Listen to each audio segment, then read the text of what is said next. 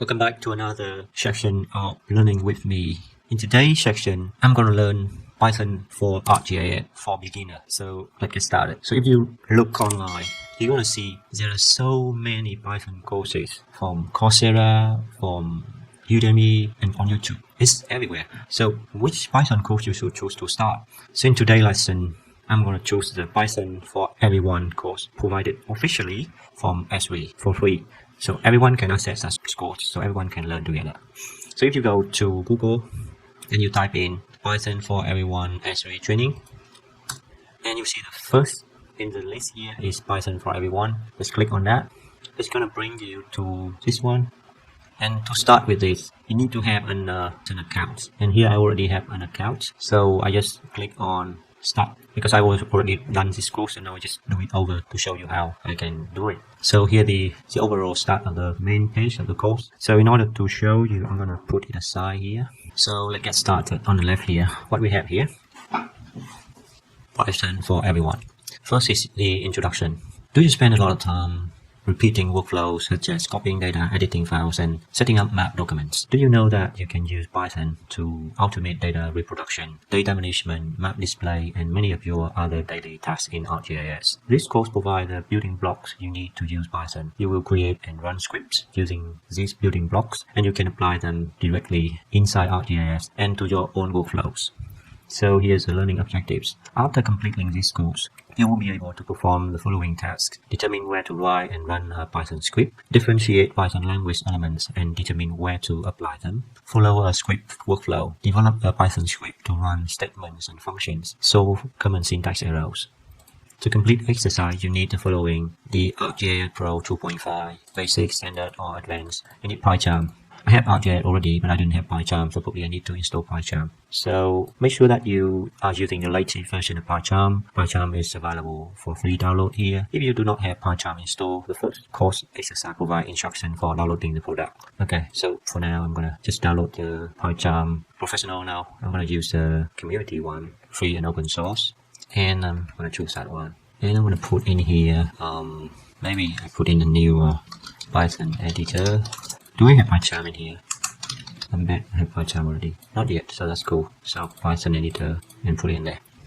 Pycharm is about 300 megabytes, so this will be finished. And I just leave it there and get back to there. And the data, you need data as well. So in order to follow it, you need data. And to download data, you go to this link and then you download it into your location, because here's this location of your course. So I just paste this in and data for exercise, and then I save it in there. I'm gonna have my data in here, so I can I will follow the tutorial later. Just keep it for there for now, and let's go to the second part of that, which is foundations of Python. So a solid foundation will allow you to understand Python's benefits, along with how you can use it in your day-to-day or daily basis processes. Python is simple to understand, but it has extensive capabilities for use in large projects. To build the foundation, begin by learning what Python is and why you should use it. So here we have Arcpy, side packages, statement, function, environment, data type, why use Python, and what is Python. So there are many elements to Python and its uses within Arcgis. Understand what Python is and why you would want to use it are the starting blocks for creating scripts that automate tasks. What is Python? Python is a free scripting language commonly used to automate tasks. It uses syntax that is easy to learn and understand, which helps to minimize development and maintain costs. Python supports modules and side packages, so you can integrate a vast number of tools and programs. Debugging scripts is simple in Python because it has built-in process to find and report errors. Performing repetitive tasks can be time-consuming. Python allows you to automate tasks through a single script. Why use Python? With all the programming languages available, you might wonder why should you use Python. Python provides various benefits, including a single development environment, scalability, and integrated packages and modules. Simple development environment. Python does not require a complicated development environment. Python script can be created in a simple application such as a text editor. More advanced editors provide benefits such as autocomplete and debugging tools. Also, some applications like the Arcgis Pro Python window had a built-in Python environment. Scalability. Python is highly scalable and can be used for both small and simple scripts, large complex projects. Writing Python in scripts in Python can be as basic as writing a hello world print statement. So here you have code example. Python code example look like that. Code and print hello world. That's very simple. And this is Python 3. Python script can be easily scaled up by importing modules and adding more lines of code. The following example script create a set of project folders using the OS module available, and a validation process first ensures that the project folder does not exist. If the project folder exists, the script displays a message, and if the project folder does not exist, then the script creates a project folder and its subfolders. So here the code. So it's pretty long, but I'm going to explain it to you. So firstly, you import OS module, then you define the base folder is temp, you define the project folder is river project. Then you define the folder path is RC folder, is a base folder, then this one, and then project folder, and then RC output. The raster folder is inside base folder, inside project folder, and its name is raster output. The graph folder is inside base folder, inside project folder, and is in graph output. And the table folder is in base folder, is in project folder, and is in table output. Then we create a list of folder paths. The folder is RC folder, raster folder, graph folder, task folder, and check if the project folder exists. If not, OS part exists, base folder, and the project folder. So the base folder here, and the project folder is here. So if this is not exist, so if the project folder is not exist, then you create a folder if it does not exist. So for folder in folders, for folder in these folders, you're gonna call the OS make directory, and you're gonna print it, create folders. Else, that means the folder, the project folder is already exists. It's going to print an error message. It's going to print out the project folder exists. Please provide a new project name. So that's a simple code, Python code to create a new project folder. So I'm closing this down. Integrated modules and packages. The Python scripting environment provides access to countless modules and packages. For example, you can use the request module to pull data from the internet, the Arcpy package to work with the data spatially, and the matplotlib module to create graphs of the data. You do not need to open up different applications to perform each of these tasks. You can write a Python script to do everything from a single environment. So here you have Python, Arcpy, SciPy, Pandas. You have NumPy, matplotlib, requests, etc. So Python integrates with other modules and packages to provide access to numerous tools for working with your data. What makes a Python script? I'll put it bigger to see that. When you run a Python script, what is actually running? A Python script is a sequence of instructions. The structure and the arrangement of the instructions are referred to as syntax. Python uses various language elements to create these instructions, including data types, statements, and functions. You think of a Python script as a recipe.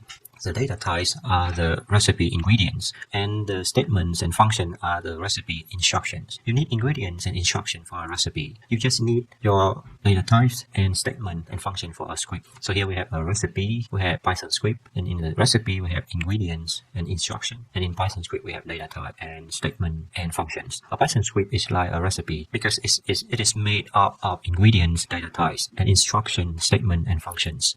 Python script environment. When creating and using Python script, you must consider several environment. The scripting environment is where workflows are formulated within the Python language. Python scripts are normally stored in standalone files.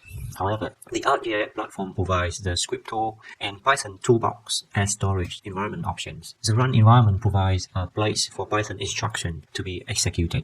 Here we have scripting environment, we have storage environment, we have run environment. Python scripting, storage, and run environments are important to understand before creating and using scripts. Integrated Development Environment, IDE. A Python IDE is a software application that combines tools to write and test Python code. Within an IDE, you can write code and take advantages of functionality that assists your code syntax and code completion. You can run code from within the application, and the IDE can provide feedback in a results window. You can also use debugging tools to evaluate syntax errors and exceptions. So here we have Python IDE, we have write code, run code, and debug code. So an IDE provides you tools to write code, run code, and debug code. Arcgis Pro Python window. The Python window is integrated within Arcgis Pro, which lets you work directly with layers and other map content. The Python window allows you to run Python tasks that access the application environment settings and add geoprocessing outputs. values to your map. This process helps you to evaluate the results, adjust the code, and run the process again.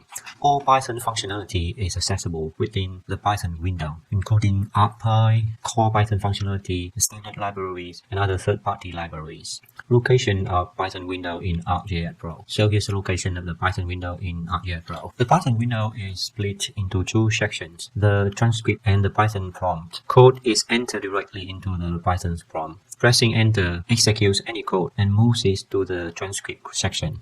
Any matrices or arrows are drawn in the transcript section. Multi-line blocks of code can be written in the Python prompt, which will expand to show the code. This expansion allows you to see the syntax and code snippets outside of the standalone script. So here you have Python transcript and Python prompt. The Python window is made up of the Python prompt and the Python transcript. In addition to writing code directly into the Python prompt, you can load code from existing Python files into the Python window by right-clicking in the Python prompt and selecting Load Code. It may be useful to code from the transcript section to work on later or within a Python IDE such as Pycharm. So to save code from Python window, you just right-click in the transcript section and click Save Transcript. All Python code will be saved along with messages and return values as comments. So that the instruction, let's try it from the real Python Arc Pro. So I'm gonna starting Arc Pro here. So here when I'm starting Arc Pro, I'm gonna create a new blank templates and the location of it. I'm gonna make it way to my project here, and I'm gonna make it project 1 or just test 1, and then click OK. It's gonna create a project, Arcgis Pro project. So we are here in Australia. It's interesting because it's detecting that I'm in Australia. And what I'm gonna do is I'm gonna turn on the Python window. So it should be in somewhere in analysis. And here Python. When I click on Python, I'm gonna see this part. So here I'm gonna have the code here. So it's like import OS and os.get current working directory. So that my current working directory is here, which is in my folder in the test folder. And if I right click on here, I say transcript, I can make a Python script. I can make a Python script here. So by script here, and then just make it a test1.py. I want to put it aside there. And then let's read again. So if you want to load the code, you just right click here on the prompt and then choose load code.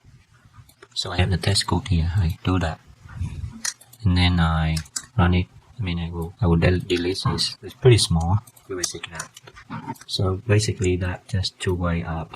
So here is again. Here is a Python prompt, and you can type the code here. Print hello and welcome to Python for everyone from S3 and learn with me. And you can save the script using this and save script, save transcript, put it in there. And when you open the script again, you can see that this is what is saved into the transcript, test1.py. It's all the content here. And if you want, you can cancel that. You can clear the transcript to make the Python window neat and clean. So that's it for this part of the tutorial. Choosing scripting environments. A specific environment is not required when creating and running Python script. You can choose the scripting environment that you prefer, depending on the task in your script. However, one environment may be a better choice than another. The following questions will help you to determine which environment will work best for your script task: a text editor, the Arcgis Pro Python window, or an IDE such as Pycharm. This is a matrix table task to accomplish. Write basic code. You can choose all of them. Execute a single line of code. You can use Python window, IDE, Pycharm. You can test your processing workflow. Easily verify result. You can use Python window. You can work with tools to enter, edit, and check syntax in your code. You can only do with an IDE. You can work in the integrated debugging environment. You need an IDE to do that. Storing Python scripts. You can store and execute Python script within Arcgis in a standalone script or a script tool or the Python toolbox. The environment you choose depends on the purpose of the tool and the expected processing result. So you click an item below, standalone script, script tool, and Python toolbox. Python standalone scripts are stored in a format using the .py extension. Although they can be written in a basic text editor, they need an environment with a Python interpreter to be executed. Script tool. Python script tools are created from standalone Python scripts by adding a script to a toolbox in Arcgis Pro. Even though script tools are built on standalone Python scripts, they have a front-end interface like the gel processing tools, which is set up through the new script tool properties. So here you have the standalone script, and then you have new script tool properties, and then you put it into the script tool in a toolbox. Python toolbox.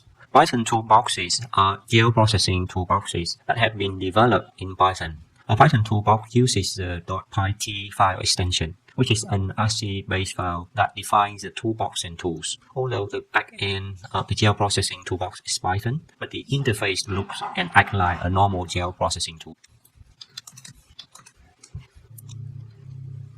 The GIS department of Polk County, Oregon, has decided to use Python scripts to improve efficiency with daily tasks. As one of the GIS analysts, you have been assigned to run two different scripts. One script will work with the spatial reference of feature classes, and the other script will be used to reformat page layout. So one is for the spatial reference, and the other one is for reformat the page layout. The estimated time complete for this exercise is 15 minutes. To complete exercise, you need the following: Arcgis Pro 2.5. I'm not sure if my Arcgis is 2.5 or how can I know the version of Arcgis 2.4? So I need to download the 2.5 version now. So I'm installing Pycharm now, and after download the Arcgis from this side here, I think it's finished. So inside here in S3 related, we have a look at the Arcgis desktop. Now it's Arcgis Pro here.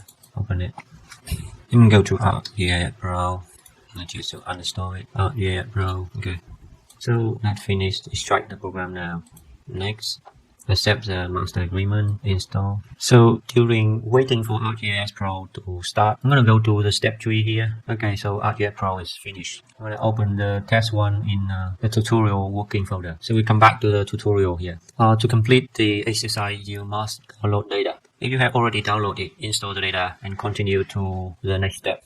So here we have the data, we download the data, and I think we already downloaded it. It should be in here, exercise, in the data for exercise. So because we finished downloading it, so we run it. So here we go to next, agree, next, and the data will be put in the C S3 training as the default folder. But because I want it to be in D, because I want to save space for my C drive, so I just put in D and next. The destination directory doesn't exist, so you want to create it, yes. It will copy the data into the D S3 data. You want to check here in D drive S3 training. I'm gonna put it into my quick access and get back to my folder. So I close this and get back to the tutorial. Step 2 is decide where to run the scripts. The first step when creating or running scripts is deciding which script environment you should use. You will decide where to run the spatial reference and map layout scripts that you will use in this exercise. Note that you can both run scripts in either scripting environment. In certain scenarios, one environment may be a little bit advantageous than the other one. So the first one is spatial reference script. The script will print the spatial reference of each feature class in a specific Yale database. The output will allow you to determine where any of the feature classes must be projected. To run the script, you must specify the Yale database, so some editing is involved. So in this case, I was choosing Arcgis Pro Python window, but the right answer is Pycharm or any other editor,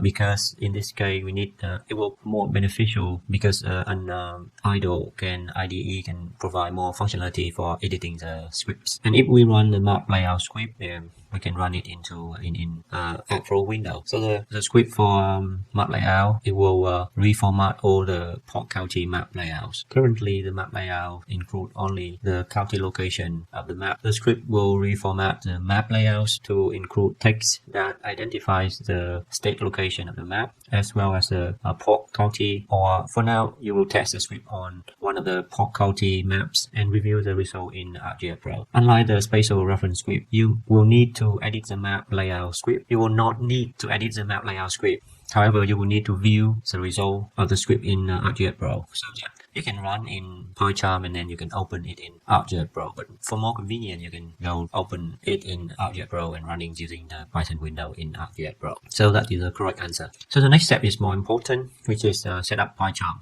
So we have Pycharm installed here, and I start it already, and it has some. This is the first time I use Pycharm, to be honest. Continue, and then here we have data sharing.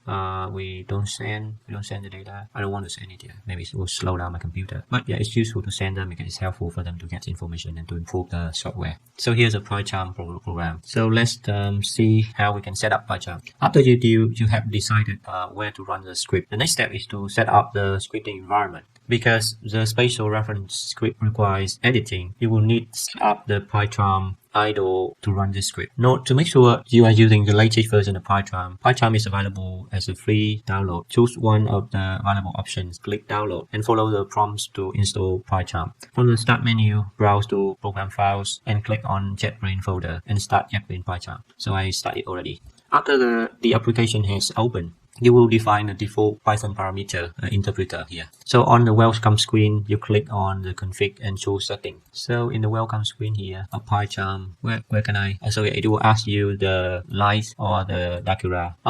I think for the purpose of tutorial, probably using this is better. But I like it. I prefer to use it. So even my window, so I change to this dark color schema. So please bear with me. I'm going to use this dark one. So next, here it's going to ask me customize Pycharm, download feature plugin, ideal Vim, language support, AWS toolkit. I don't have this or all of this. Vim editor, I don't know how to use Vim editor as well. So I just start using Pycharm. So the Pycharm I use is Pycharm community. And what I need to do is I will need to go to the click on config and choose setting. But then nothing new here, no config here. So you click on config and then choose setting. Okay, so that's cool. So here in config and choose setting. So note that if Pycharm open directly to a project window showing the welcome screen, you can access the default setting from the file menu. In the setting for new project window, click on project interpreter. Okay, so where is the project interpreter here? In the top right corner of the project interpreter page, click on config the button, the gear, and choose add. You can see the gear here and choose add.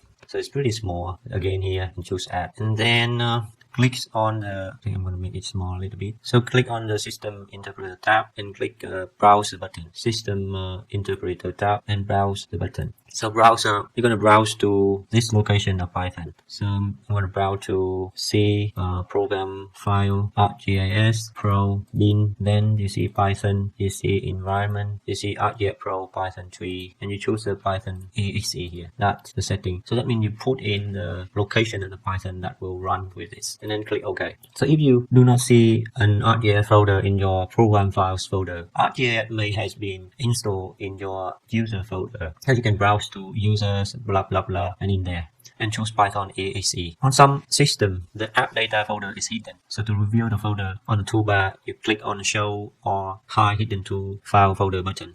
So this is not happened to me, but if it's not working for you, maybe you can comment down below and I will show you how to solve the problem. Then click OK to set the project interpreter. The project interpreter will be automatically selected. If Pycharm does not automatically set your project interpreter, no interpreter will select the interpreter. So if Pycharm doesn't automatically set your project interpreter, you click on no interpreter and select the interpreter you just added. Click OK to close the setting for new project window. So here you can see that. I think it's already get the interpreter and all the package in here. You can apply and click OK. Note that it may take a moment for the settings to update. So actually it's running something already. Next, run a script in Pycharm. Now that Pycharm has been set up, the next step is to execute the spatial reference script in Pycharm. So on a Pycharm welcome screen, you can click open. And in the dialog box, you browse to S3 training, because I installed in S3 training. You browse to Python for everyone, running script. And in port county, and you open spatial reference.py here. The Python spatial reference script open in a script window, and the script window you can develop, edit, and debug script. You will edit this script so that it lists the spatial reference for each of the feature classes in the port county of Yale database. To run the script for port county, you must set the script workspace. The workspace is the folder location of the data that your script will use for its instructions. In this case, the location of the port county county geodatabase. So you can reference to line 5 of the script with the following code. But you see that I'm not sure why when I open with this, it's going to look like this. Not something I am expected. So I'm going to do it again, config, setting, and project interpreter. Here you can see that there's no project interpreter. So I'm going to select that down there. Then I'm going to apply. Do I need to choose Python in the list? I don't think so. Because here's all the module that is installed in Python with Arcgis Pro. So I'm going to close OK. So here I can create a new project I can open. And instead of opening this, I'm going to go to go up C and D and SV training Python for everyone. I think running script and that one. And then I click OK again. So now it should look better. It's look better now. It look reasonable now. So I'm going to make it on the left here and the training on this side. I make it smaller so it's easy for me to read that. I'm not sure I can hide the contents or not. Okay, that's good. So I can put it here and I can hide the content. So it makes the screen larger for me to follow the instruction. So where's my now? So it can instruct me to replace the line 5 in the script with the following code. So I'm just gonna copy this. So what this code is doing, it's gonna assign arcgis.env.workspace and to this location because that in the line 5. So here I'm gonna put in here and just put the whole thing here. But the thing is that because I don't install in C drive, so I change it to D drive and that will be fine. And then this one is that. So basically this one is setting the workspace to that location, setting workspace. This new line of code will assign the workspace of the script to the path of the port county geodatabase origin port GDB here. Then from the menu, from the run menu, what I see here, it doesn't have the run menu. Maybe run menu in somewhere, but I didn't see the run menu in this Pycharm. Now how can I find the run menu here? There is no run menu. I can save it, yeah, definitely, but I cannot find the run menu. So from the run menu, choose run. But I cannot find the run menu. So in the dialog box, choose spatial reference. I can see that here. Maybe it's helpful. So this is the result. But where's the run menu? Is it using Pycharm? And there's no run menu in the Pycharm. So how can you show me that there's a run menu here?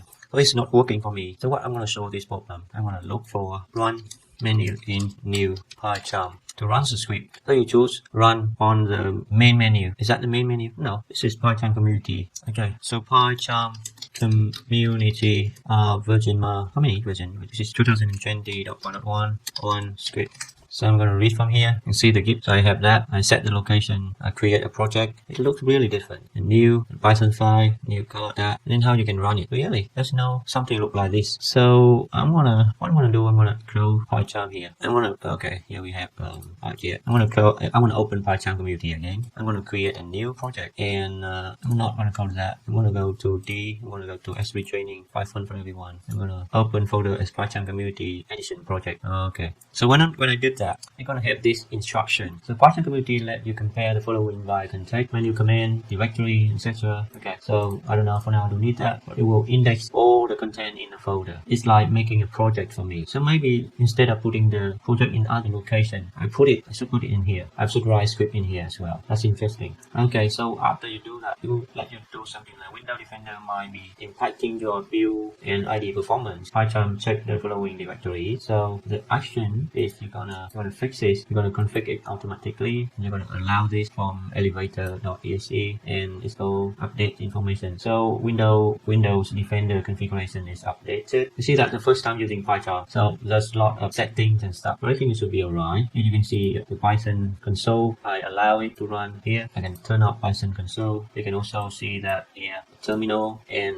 you can see that I can turn it off, and to do, there's a to do as well, the current file, and I'm not sure what to do is for. But here I have terminal, I have Anaconda here, which is the Python version provided by SV, and here the project, which is the project location. So I'm gonna go to running script, go to port county, go to spatial reference, and this is the script. Can I hide the project on the left here? Hide by shift escape, and I can do the shift escape again, and I can show the project again like that. Just click and click and then like that. And here the structure, I like the project here. That's interesting. This is a favorite, but I don't need that. I could turn it off. So add configuration, I done it already. So basically, you done that, you close it, and you can see that Python 3.6 is supported by this version of Arcgis. So in here, I can see the content of the script. I can see that this is setting the workspace and then set up. It's interesting that in this editor, it's even checked for grammar. I'm not sure. I will ignore the error. So it reformats. Quality change is reformat the file like this. Okay, so that means it's do and make a space here. So that's interesting. There's some suggestion like reformat the file. It didn't change anything. It just changed that. Add some space in there. It should be alright. I say the script. How to say the script? Can say it. How to save it? Just say Control S. Okay, it's similar to other editor. To say a script in Pycharm, just Control S. It should be. And now you can run it in the menu. Run here. You can choose run, or you can choose shortcut R Shift F10. It is all the key Alt and Shift and F10, and you're gonna choose this, and then that's running like that. So after you run the script like that, you're gonna get the result down there. Look like this. So basically, it's run that Python script, and then you get this result. And if you look on the left here in the instruction, I'm gonna close this. Go back to there. Now it's in here, and in the view result here, we see that our result is the same. So what is print out? It's print out the spatial reference name of every single feature classes inside this GL database. Here we have 1, 2, 3, 4, 5 feature classes in that GL database, and we get the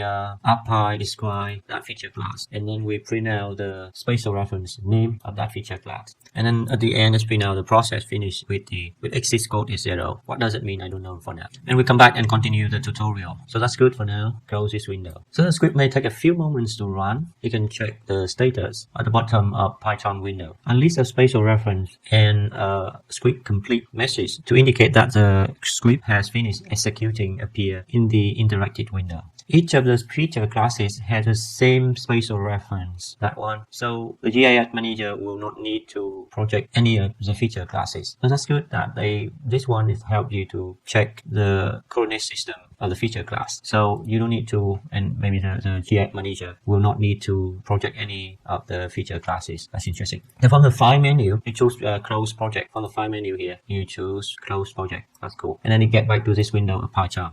So this is the first time for me to use Pycharm, but I think Pycharm is pretty good, and maybe I'm getting back to Pycharm later. So leave the welcome screen open for the next exercise. Step 5, open the Arcgis Pro project. So I'm going to hold to here, and because I know that the location of that one is there, so I'm going to make a new map, and in here I'm not going to choose my project in there. I'm going to choose my project in SV training. That is my and Python everyone, and maybe I'm going to make a which is Arc Pro project, and then I'm going to put in choose that, and I choose my project one, and don't say the test.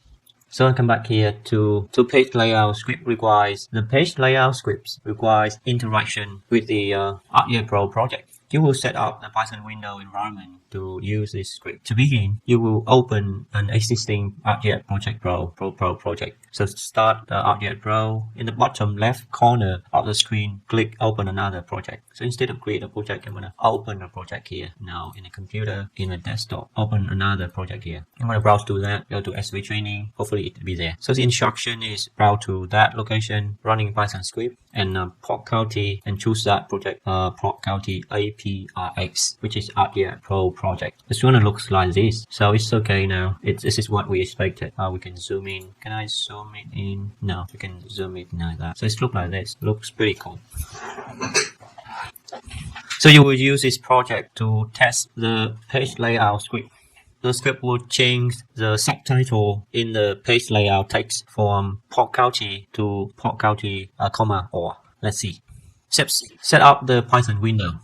After the page layout is open, the last step is to import and run the layout script in the Python window. You can click on the View tab and click Window. So here I have Window ready, but I can close it down and I'll do it again in the View tab and choose Python. Really, I choose in Analysis and Python. So basically, it's everywhere. It's in Analysis Python and it's in View tab and Python. It's the same. And you're gonna have a Python window there. The Python window opens at the bottom of the application, but it can be docked at other locations as well. The Python window contains the Python prompt located at the bottom of the window and the transcript located above the prompt. The Python prompt is where you can write code and load existing scripts. So the size of the Python prompt increase as you enter code. Really interesting. Next, you will load the page layout script. On the bottom of the script, right-click and choose Load Script. Load code. And open that code inside that location, inside the SV training, and running a script in a port county, in a chain map text element, and open that. So when you open that, you can see the script look like this. So to run the script, click at the end of the print statement and press enter twice. enter, enter. You view the result, and the result will look like this, and have the script completed like that. And exactly what we got here, the script completed, and the result, the title is changed from pork county to pork county or. That's interesting. So here, if we see in a little bit more detail about the script, we got import Arcpy, we got it set the environment, specify the layout. So we got something here. The layout is this one, and list layout text elements. So we got all the text. It will list all the text element in the layout, and look through list and find all the text element with pork county title. Here the pork county. So if the text element is pork county, it's gonna change to pork county or. That's cool. And then refresh the active window, and then delete that and print out the script finish. That's very cool. So after the loaded script executes, it prints a script complete message in the Python window transcript section. The page layout refreshes to display the change subtitle text, which is now pork county or. That's correct here. After reviewing the successful script output, you could edit the script to automate the stats for all the pork county map documents, and then exit the Arcgis Pro. That's very cool. So how about I'm gonna change the script a little bit. I'm gonna look for I'm gonna look for that, and it will replace back to that. It will work like if you go to that, you run 2 times and enter 2 times. You're gonna see that nothing happened, because this script is not pork county. It is the whole one. If you say something that pork county in the script, it's gonna happen like that. So that's it for now. We can go to the next part of the tutorial. Next is creating script, and after you have a good understanding of the Python script environment that you can use, you can begin building scripts from components such as data types, statements, and functions. Data types are objects that you can work with in a script. Statements and functions perform action, but only function return a value. Data type, statement, action, function, action, and value. Data type, statement, and function are elements that you can use when creating a script. Data types are created, deleted, and changed, and manipulated to complete a script task. Each of the various data types can be referred to as object. Deciding which data type to be used depending on what you want to do with it. Data types like ingredients, it can be used in instruction to create your recipe or script. Here are a few common data types: literal, variable, list, tuple, and dictionary. Literal, ID, county, pop area. Literal in Python is a literal. This is in Python. A literal is the actual value that you are working with. It can be a number or a text string. In the example, the literals are green values inside the table. Python uses quotation marks to differentiate between numbers and string literals. Notice that Italy is the only string value, so it is enclosed in quotation marks. Because the literal one is the value of ID, it might be better suited as a string because it does not need a number functionality, such as addition or multiplication. To present the numbers as a string, enclosed is in quotation mark 1. The strings are a collection of one or more characters. Each of these characters has an index that can be used to return the character. The index starts with 0 and increases from left to right. The following is an example of a list index used to return the third character in the Italy string. Country is Italy. Country indexal is a variable.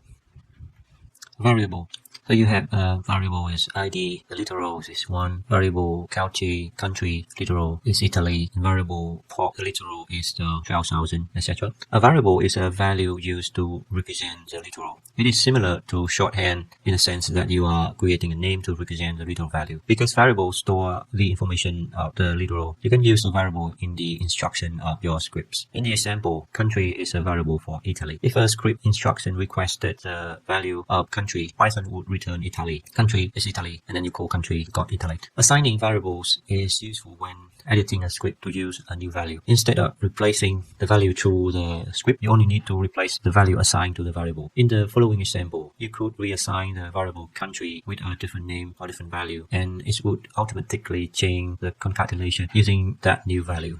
So here we have country is Italy, the country is name country, and the country is name Italy.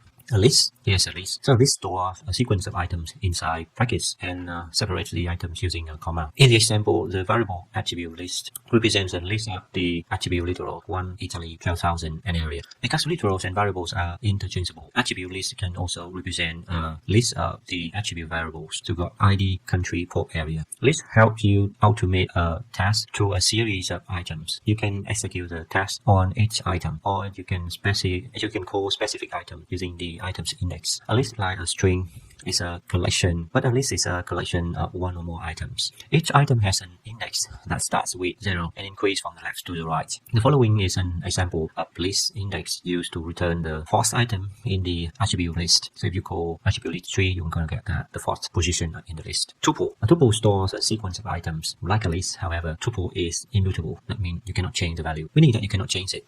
A tuple is useful to ensure the integrity of a sequence throughout a list. The sequence closures enable Python to distinguish between a tuple and a list. A list uses brackets to enclose the sequence of value, while a tuple uses parentheses. Similar to a list, a tuple is indexed, and these indexes can be used to reference an item from the sequence. So if you call attribute tuple index 3, the same you're going to get the last item here. Dictionary. A dictionary stores pairs called items using a key and associated values. You can get a value by looking up the key. Think of a dictionary like an address book. You can look for someone's name, the key, and then you can get their associated information value. Dictionaries are similar to list indexes, except you can retrieve an item using a key instead of an index. In the following example, when you look up area key, you're going to get that the value of the area is 40 million is valid.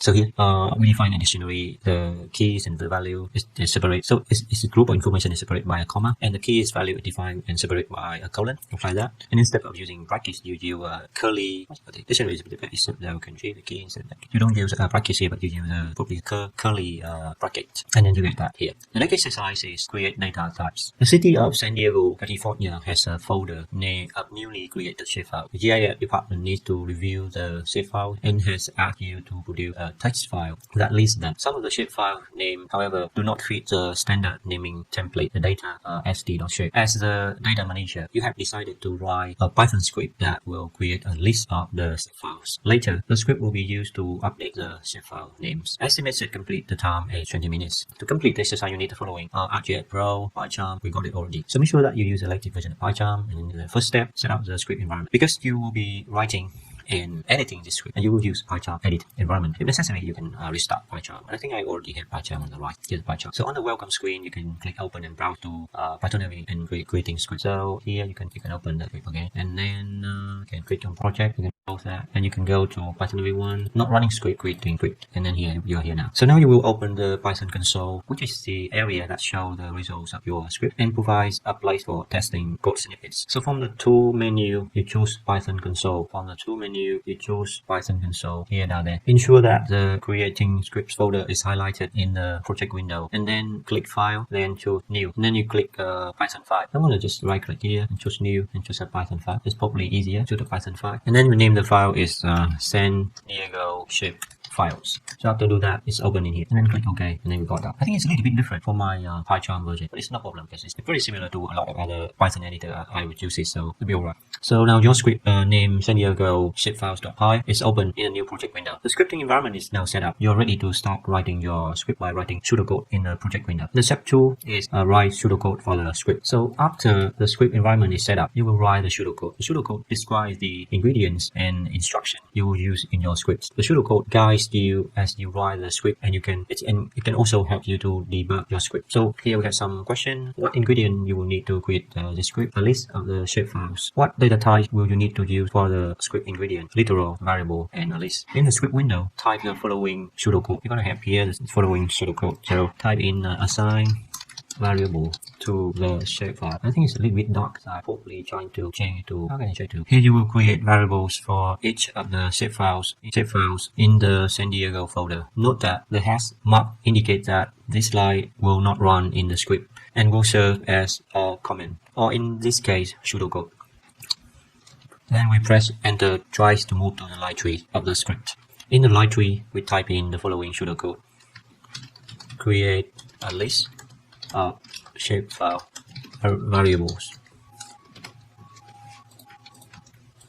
So here you will create a list of the variables that you will assign under line 1. You now have description of the ingredients that this script will use. Step 3. Assign the variables. After writing the pseudocode, the next step is to write the script. In the script window, you click next to line 2 and you type in the following. Pop is equal pop pox sd dot shape, like that. This line of code in your script will assign the pox sd dot shape literal to the variable name pox. Then you press enter. So is the pox sd shape literal a string or number? It should be a string. Assign school is schools sd dot shape. Then assign sewer is sewer main sd dot shape. You can turn this off to make the code bigger.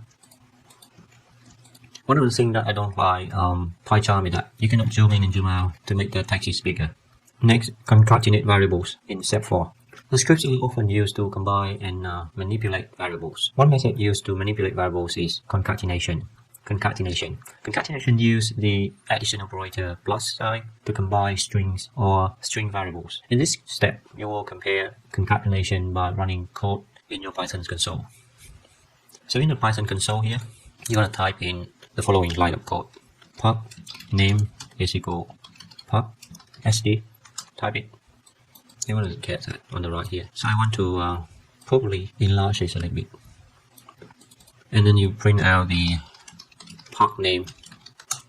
And when you print it out, it takes a while to run. That's very weird.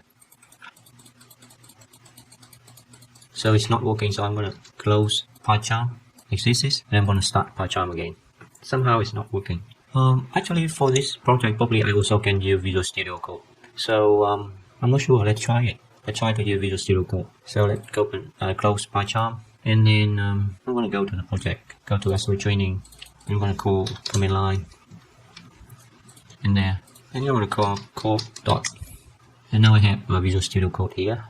Inside that code, I'm going to create code in the San Diego shapefile.py. That's okay. And I want to show the terminal down there. I also want to show that here's a debug console. So I'm going to type in again pop maybe here. And it's a interactive. So I'm going to try this and I will call run in the current line in the interactive window. So I'm going to close this to save the space. So I'm going to have the interactive window here. So basically I can type in pop name is pox sd and I'm going to run it like that. So instead of using this Python version, I'm going to choose the different version of Python. So I need to find where the Python is. So I know that I know that the location of the Python of Arcgis is in here, Arcgis Pro, main in Python. So Python is in here. It should be in there. And I'm gonna put a new one here. It seems like it's not working. You can see in the Pycharm, what I do is I just interesting. Pycharm is also installed for Arcgis now. Maybe now it's better now. So I just go to setting again. Not color scheme, not editor, not view project Python and project interpreter. So here's the location of it. So in Visual Studio Code, I also need to do that. I'm gonna go to this PC, C, program files, Arcgis Pro, bin, Python environment, Arcgis Pro 3, and got Python in there. So here in I'm gonna put in there, press enter. So I'm gonna show for online how to add a Python version into a new Python interpreter to Visual Studio Code.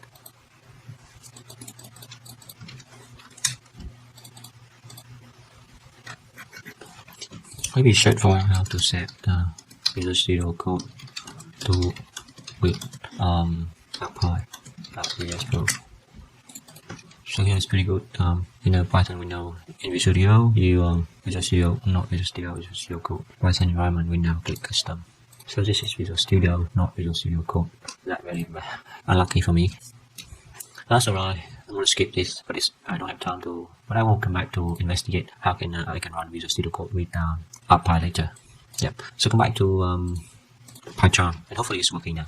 I'm going to come back for that as well. I'm going to come back to there. So again, I'm going to type in park name is equal to park SD, and I'm going to have something on the left here. So if I just start that and print it now, it's just waiting for running something. So for some reason it's not working. So I think I need to restart Pycharm to make it work. I think so. Yeah, and I need to restart Windows as well. So I'm gonna restart Windows now. So I'm gonna open Pycharm and I close this again. And then I'm gonna call that again, and it's working now. So that means because I didn't restart my computer after I installed Pycharm and it was not working. So that's a good point to know and to work with Pycharm. That's amazing. Because I was thinking of another solution. That I was thinking of maybe I can use ArcGIS, and I'm gonna use Python here. Python here in ArcGIS. No, I don't mean that. Oh yeah, I can use Python here.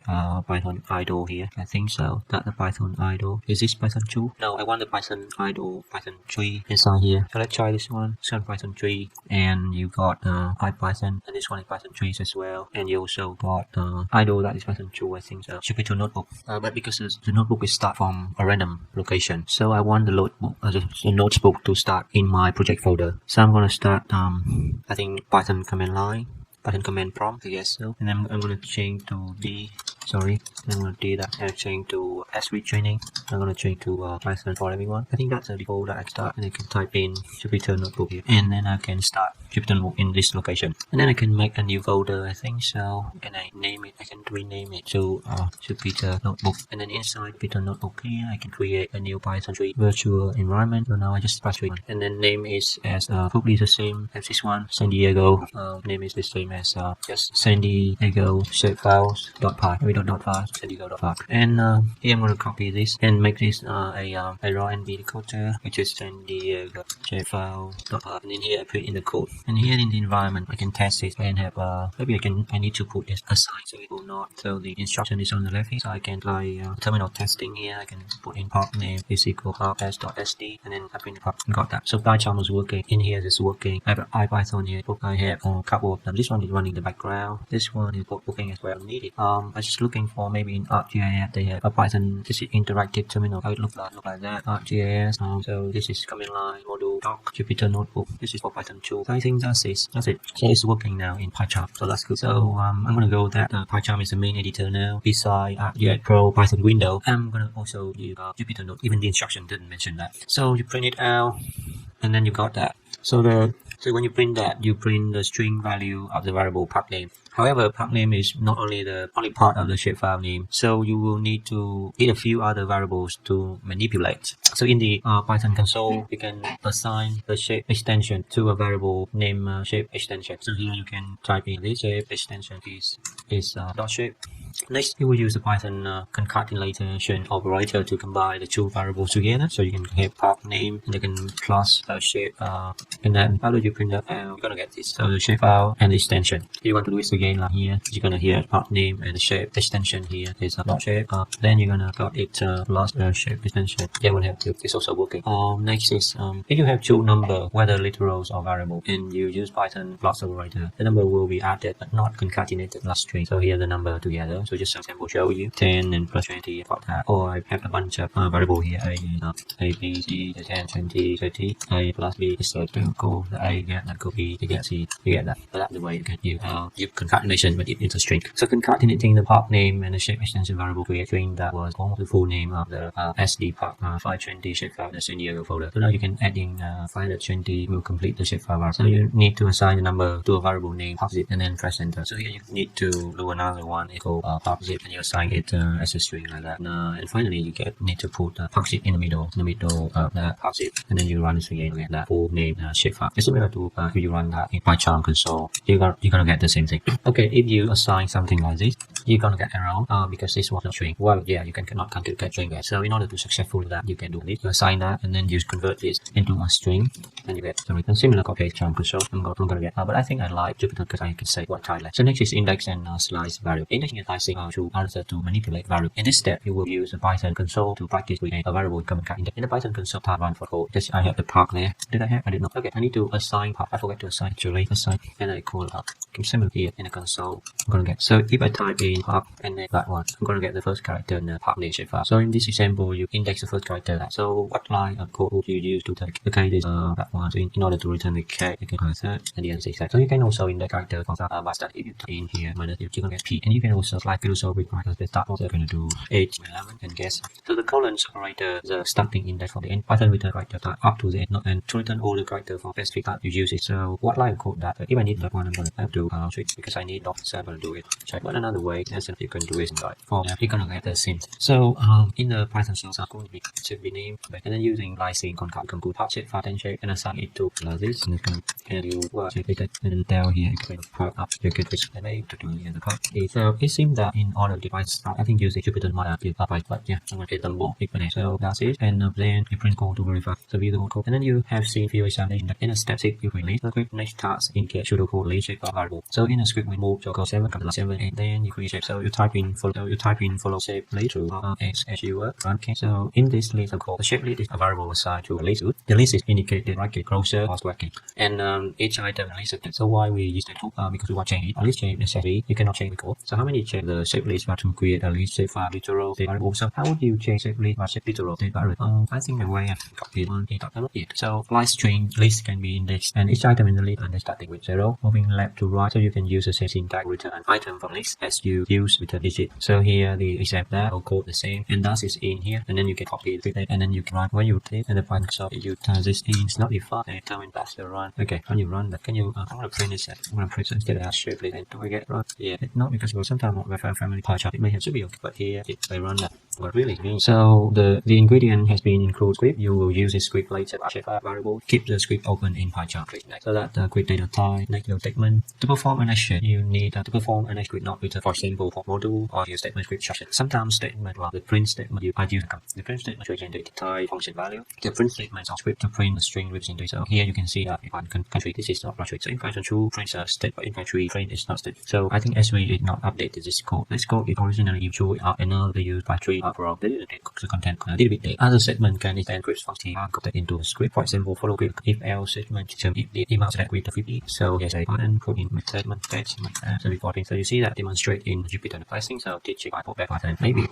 So unlike function statement can perform several operations, or as in this case contain several functions. How to make a task using statements. Looping statements allow you to automate the same task for several items. For example, following Python script use for instead to replace feet with meters for each of the area item the area list. So here you can test this. You can see that the area list is a list of that, and then for area in area list you can replace that. And now you can print another area list, and you can see that now somehow it's not working. If you change the area by, but you didn't change the list, you also need to change that list as well. So I think you can have the code to change the list, enumerate that, and then again put in index area. So and I can do this. I can change that that one the index is equal to area. So I'm gonna print the area before and after. So area index or enumerate. I forget to find that enumerate Python. So when you find but first you can see that. Okay, count first. There is okay. So the count first. So that means the count can be there. Enumerate, and you just put in count. So the area. I think that in by early about the indentation. See that now you can print. It didn't change that. Didn't change. That's interesting. For some reason it's not working. Now I have to process. Yeah, and then for count and first let's not step. Okay, and I'm gonna print the area list the count print. Okay, and then with the area list with the count, I'm gonna change that one. Let's go to area list count not replace. And inside that I'm gonna replace the feet meter, and then I'm gonna print that again. And now I'm gonna print that out again. So if I want to do that, I want to change feet of that list to be meter from feet time. That's the way I do. So for in statement begin with the for statement, and the user created variable area represent each item in the list. The for loop statement automatically assigns the value value to that variable. So it does not need to be assigned beforehand. The user created variable is followed by in this statement and the indented list area list. So the for loop statement always ends with a colon, which indicates that you want to perform an action for each item list. The indented line of code indicates that this action will loop through the list execute for each individual item. The line of codes that are not indented will not be looped through each item. So here adding script conditions using step. The if-else statement allows you to perform function-based specific condition. For example, the following script will capitalize and center the country variable if its value is equal to italic. So I'm going to do that. Put that one. If it's index, not the code, just and then run. The country it's not okay. For some reason I'm gonna have country here. That's not maybe 0. So the one in country copy that. Actually that doesn't make sense. Okay.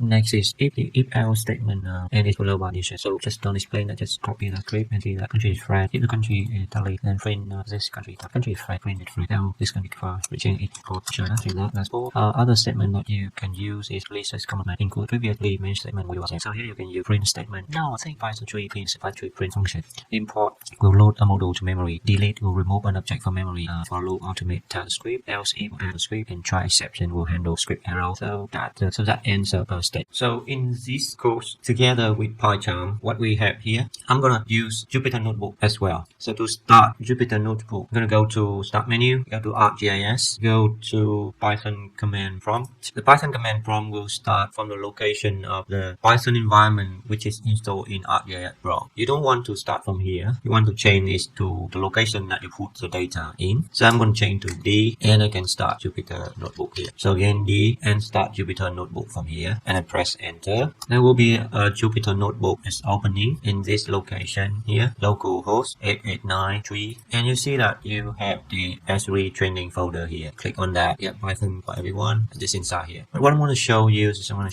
you can go to my GitHub and you can go to this location I think, and you can see here I have a notebook called table of contents template. So what you want to do, you just download this notebook. So the way I do here, I use GitHub desktop and it just copy the notebook in here. This is location. So what I need to do, I just copy this one or maybe cut it. Just copy it in the read write S3 training in here and in the Jupyter Notebook and paste it in here, and then go back to the browser, close this GitHub, and inside Jupyter Notebook here I'm going to have a new notebook called table of contents template. I'm going to delete this one and I'm going to click here and I'm going to click rename to train the notebook to maybe I need to make a copy of it, and then I rename it to Python for everyone.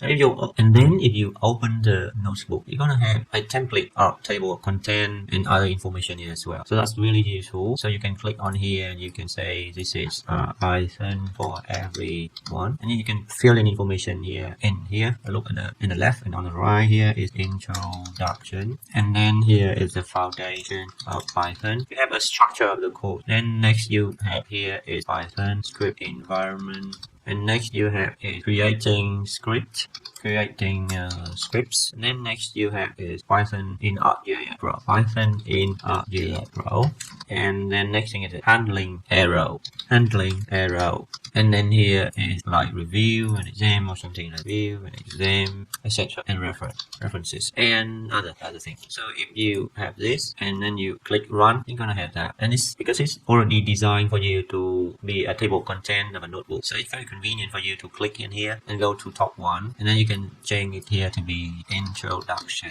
and then go to top here. You can go back to top, and then here top two is you can even do like this, copy, go there, paste, run, now and get to the back, copy, down there, paste, run, get to the top, copy, down there, change, run, creating quick, and get back. Do the same like that for all the notebooks. So I'm gonna do it later. So I'm gonna start introduction here and then get to the code introduction here. If nothing is interesting, you just leave it there and go to top and go to foundation of Python. And the first thing you can have is what is Python. The second thing you can have is why use Python. Third thing can be make Python script, something like that. Because we are at the location here, we are in a position of creating a script already, creating data types. I think we finished this tutorial. I remember that we do indexing and stuff already. Finished that. We change to statement, and we also finished statement. Now we change to function. Okay, so now here we are in function. So function is actually under creating scripts. I'm going to go to the back top here. Under there, I'm going to change this to creating scripts, and then under that we have data types, and then under that we have create data types. Then we have statements, and then we have function, and down there we have exercise, create a script, and down there we have message. Then we run it, and we see that here we want to start with function. Go to function. So actually function is equivalent to 4.4. We change this to be function. Enter. And what you're going to do next is you can do insert below cell, put the code in. Okay, and I'm going to read on the back here. So functions, both functions and statements perform actions. However, functions usually return a value, while statements do not. To return a value in your script, you will most likely use a function in your script instructions. Functions generally perform a single action and return value. For example, a recipe may instruct you to mix eggs and flour. This instruction requires you to do something mixing and results in the creation of a new value doubt. In the example below, the pow function is doing something, converting a number by a power and creating a new value, this value. So here the ID is 1, country is Italy, the population is 12,000, and the area is 40 million meter square, isn't it? So in Python, you have area is that, you have the pow is area square, and then you got it. So the pow is a function. We do the explanation level, second explanation. So the function syntax, how it looks like. A function syntax begins with the name of the function and is followed by its parameters, enclosed in parentheses. In the same example, pow is the function. The number is convert area value, and conversion power to its parameters. The return value is the value of 40 million raised to the second power to this result. The L at the end of the value indicates that this is a long integer. Built-in functions. Python provides many functions that are ready to be used when you're starting writing script. A few commonly used in built-in functions are shown here. For a complete, see the Python documentation. So the length object is going to return the length of the object, like this one. So in here, I can make a little bit more small subtitle, something like this. And I'm going to make the title look smaller because it's the same, so make like that. And more in built-in function. Enter. I can click here and to insert cell above, but I can also click here and press A. Then I just copy this code, or maybe type in, but I'm lazy, so just copy it and run it. What you're gonna have, the ID is not defined, so the ID needs to be quotation here, or maybe you have ID in there. So you have ID is, so we can actually set this ID is equal 1, country is equal Italy, pop is equal 12,000, area is equal 40,000. And attribute. So I'm gonna have that. The attributes is ID is a variable, and then I run it. I'm gonna have the length of that list is 4. So that's for the length. Open, name, and mode will open a file in read, write, or append mode. Another one here, open, and then trying this. It's working or not? No, because there's no app intro text file. So I need to come back to here. I need to make a new text file. Call it example.txt. Inside here, but line 1, line 2, line 3, and last line. Here you put the first line. Like that, just leave it there, and because I know that example, so I can put it like that. The name of it is example.txt, and then read it in and enter. So it's basically read the file in the mode is reading. Max is returning the largest value in a tuple or a list. So I'm gonna have it here. Okay, so I have a area tuple, and it's defined by that.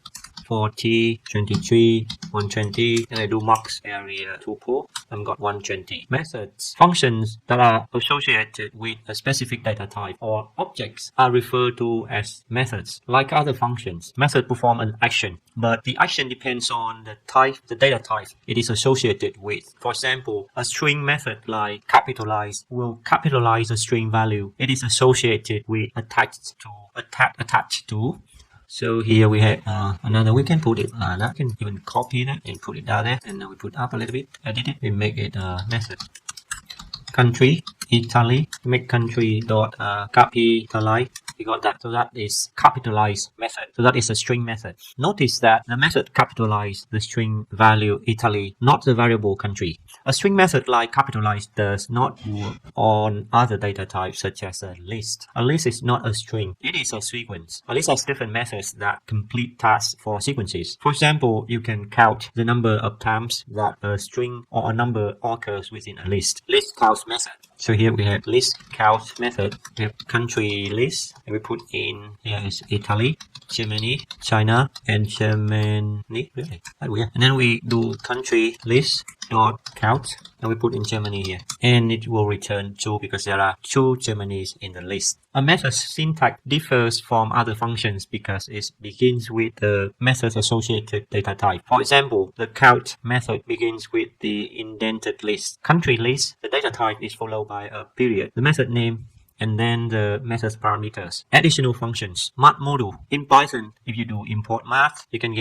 do some math in there. So this is the shortcut key. If you want to go for, let's say, so if you want this cell to be a heading or text, you can press H and you select it.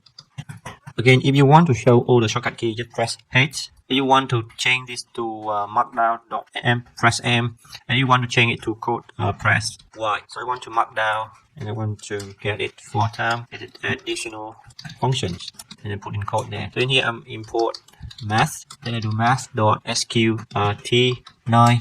I'm gonna get 3. Similar, if I'm gonna do math.cost12, I'm gonna get 0.84. The math module provides more functions that can be used in a script. More functions are available by importing modules. Think of a module as a container of functions that have the same theme. For example, the math module has functions that complete math-related actions. Modules are not loaded into Python Open Startup, but importing a module using the import statement loads it to memory and makes the function available in Python. You can use the help built-in function to find a list of available modules. Helps module like that if you want to help, and put in module. Enter. No Python documentation found modules. So it should be M. Please wait a moment while I gather data as a list of available modules. So here, the list of that. Next is exercise. Create a script. So I'm going to come back to there. I'm going to go to exercise, create a script, which is, don't remember it, exercise, create a script, which is 4.5. So here I'm going to get 4.5, and I'm going to edit it to exercise, like a script. Enter that, and then going down there, you have a script that includes a list of the San Diego shapefile variables. The next step is to create instructions for the script. The instruction will update the variables in the shapefile list to fit the standard naming template sd_data.shape, and will create a text file with the updated shapefile names. Estimated completion is 20 minutes. To complete the exercise, you need the following: Arcgis Pro, Pycharm. Got Pycharm here. Make sure you are using the latest version of Pycharm. Pycharm is available there. So it's the first step. Set up the script environment. In Pycharm, you open the file, that file if necessary. Note that if you did not complete the previous exercise, or you do not see the San Diego shapefile.py, open San Diego.py temp file. If necessary, display the Python console. To clear the content of your Python console, perform this step. Right click on the Python console, click clear all. You can do like that and clear all. That's cool. Step 2, write pseudocode for the script. The script has pseudocode that describes the ingredients of the script. In this step, you will add pseudocode that describes the instruction of the script. The next task that this script will complete to update the variables in the shapefile list. You will add pseudocode for this task. In the script window, click at the end of line 7 here, and press enter twice. Type in the following pseudocode and press enter. Update the name of the shapefiles in shapefile list. The result should look like this, okay, and the result should look like this. Yeah, that's what I got here. I can do that. I can do it in here as well. Probably nicer to do it in Jupyter Notebook here. But let's try it in Pycharm first. The pseudocode steps will guide you as you write your script. Step 3, update the shapefile names. In this step, you will update the shapefile names in the shapefile list. To automate this task, you will look through each of the shapefile names in the list. Which Python statement you can use to loop through item in a sequence? Or type the following line of code in line 10 and press enter. Line 10 here, you do for shape in shape list. You tap it because you have the shape list above and enter. The line of code that you have entered tells Python that you want to do something to each item shape in shape list. Pycharm automatically indents the next line of code to indicate that the following statements, function, or available or variables will loop through each of the item in the list. Type in the following, put in shape.replace. and here SD is by SD. The indented shape dot replace SD by SD capital. Method tells Python to look through each item shape in the shape list and replace any lowercase SD with an upper SD to fit the standard naming template. To ensure that each item has been updated, you will add print statements to review the original and updated shape files. So in the script, you go to the end of line 10 and you press enter and you print out the shape. So when you run the script, the print statement will output each of the original shapefile variables to the Python console. Move your cursor to the end of line 12 and press enter. Add another print statement for shapefile before you replace and after you replace it. This print statement will output the updated shapefile variables to the Python console so that you can compare the original and the updated values. So from the run menu, you choose run, and in the dialog box, you choose San Diego shapefiles. And then when you see down there in the result, it will print out the shapefile. Here is the shape list, and it will print out the shapefile and then rename it and then print it out. The for loop statement takes an item, executes the item instructions, and then move to the next item in the sequence. In this case, it prints the original shapefile name and replace the SD and printed the updated shapefile name. Each of the updated shapefile names now fits the standard naming template: data, SD, and shape. You see here, because this one is not SD, this one is capitalized SD, so it's not working. So I need to do it again. Go to run, and choose San Diego, and now it's all working. And that for the script running in Pycharm. And copy that and make it in Jupyter Notebook. And run it. And you see here, it's nicely show the result in Jupyter Notebook as well. Step 4, create a text file. Each shapefile name from checklist has been updated. The last step is to write each of the updated shapefile names to a text file. First, you create and open a text file. So in the script window in Pycharm here, you go to line 8 and you press enter and you put in pseudocode, create and open new text file or updated shapefile, and you type in the following path is equal R and you put in D as retraining. That's good, very good indentation, I think so. Python everywhere, create scripts and San Diego update.txt. If I will do the same there in here in the line 8, I'm gonna make that create and open new text file for updated shapefile, and I'm gonna make it path is equal to R and I'm gonna C as re and no indentation. So you see that the benefit of using Pycharm and also the benefit of using Jupyter Notebook, which is different. So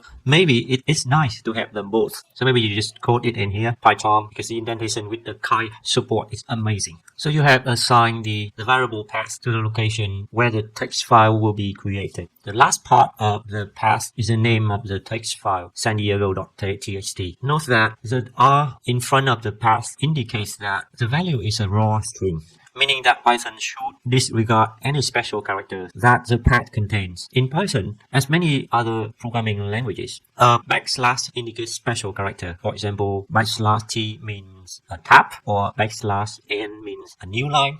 What function and syntax would you use to open San Diego.txt in writing mode? It should be open and W. Here's the answer. Open path W. Open San Diego upd.txt in writing mode and assign it to the variable file.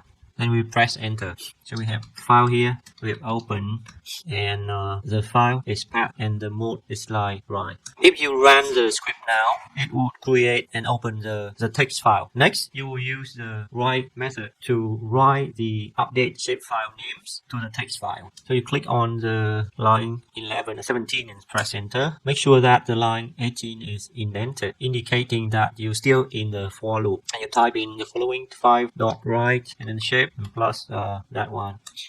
As the script loops through each item in the list, it will update the shapefile string. Write the shapefile name to the text file, San Diego rpd.txt, and then start a new line for the next item, indicated with Python new line character, this one. Press enter 2 times and press backspace. You are no longer inside the for loop now. Further instruction will run after the script has looped through all the for loop tasks for each shapefile in the shape list. Then you need to type in the following line of code file, which is open, and we need to close it so that this code will close the file after it has finished writing the updated shapefile names. Clear the contents of the run window by right-click, choose Clear All, and run the script. Go to Run, press Run, choose San Diego shapefile.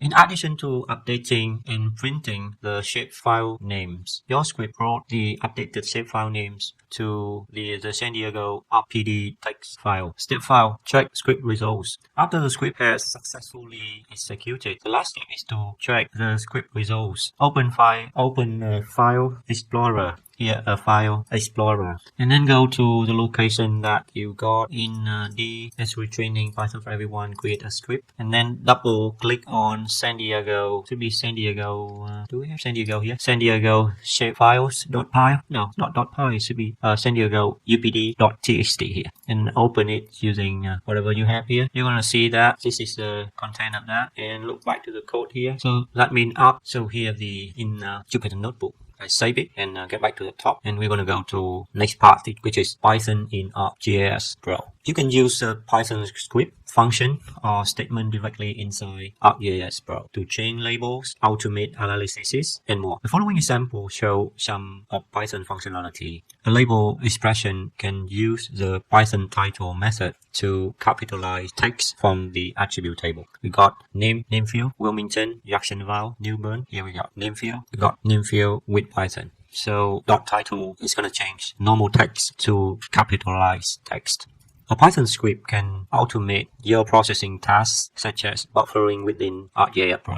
Using Python to label features. Arcgis Pro gives you the option to create your own label expression for labeling features in your map. The advanced label expression lets you use Python to create condition logic and looping, and also to manipulate text. The following examples demonstrate how Python can be used to label features.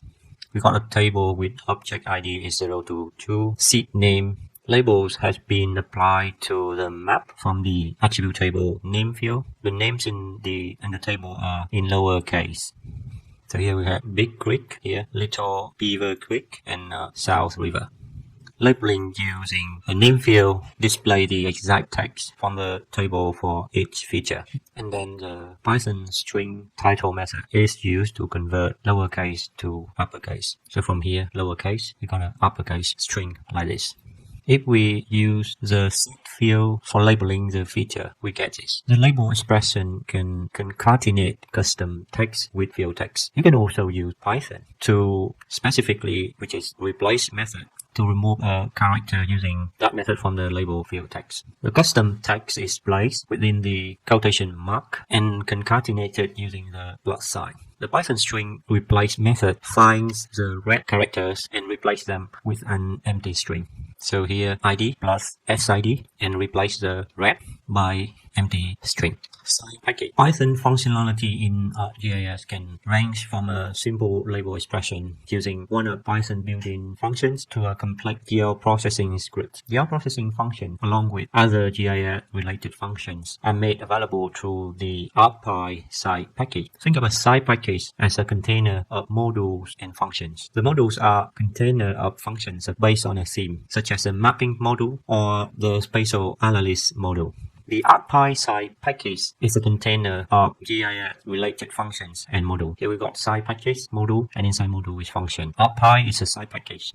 And inside Arcpy, we have modules such as mapping module, data access module. Inside mapping module, we have different functions such as layer file, table, product info, add message. In data access module, we got list subtypes, extend table. Like other side packages, Arcpy is a container. It contains functions and modules specific to GIS. Exercise: use Python in Arcgis Pro. The city of Providence, Rhode Island, is increasingly in infrastructure to improve the local economy. The city has received a map of industrial buildings and highways from the county of Providence. It has also received schools and sewer line data for the state of Rhode Island. As a GIS manager, you have been asked to finish the map by completing the following tasks. Clip the school and sewer line using the Providence County border. Change setting the map labels for the highways layer. You will use Python Arcgis functionality to complete these tasks. Estimated completion for this is 50 minutes. To complete exercise, you need Arcgis 2.5 and Pycharm, and I'm using Jupyter Notebook as well. Step 1. Open the Arcgis Pro project. First, you will open the Arcgis Pro project provided by the city of Providence. So firstly, you start Pro. In the bottom left corner of the screen, you click on the Open Another Project. So you see here, Open Another Project. And you browse to the location of the data, which is where you install that. But I'm installing in the S3 training, Python for everyone, Python in ArcGIS, Providence, and Providence API X open. Okay. So you will use Python to clip and relabel the layers in this map document. I'm going to make it like that. Step 2. Clip a layer. Now that the map is set up, the next step is to use the clip tool to clip the school's feature class using the Providence boundary. We have the Providence here, which is a polygon. We have these are school, which is points, location of the school. These are buildings. These are highway. These are sewer. On the analysis tab in the tool group, click on clip. So I'm enlarging Arcgis Pro. I'm going to go to analysis and clip here. If I'm not enlarging that, where can I find it? So it's in analysis gallery and it's in overlay data. Clip here. We are in the clipping tool now. We set the following parameters. The input features should be RI schools. The clip features should be Providence, of course, the polygon. And the output feature should name school. So we just name it schools. And then we click run down there. A new layer named schools is going to be added to layers in Arcgis Pro and added to the map. So now instead of using the tool here, clipping geoprocessing clipping tool, we're going to use Python to repeat this task for clipping the sewer data. So the step 3 is copy the Python snippet.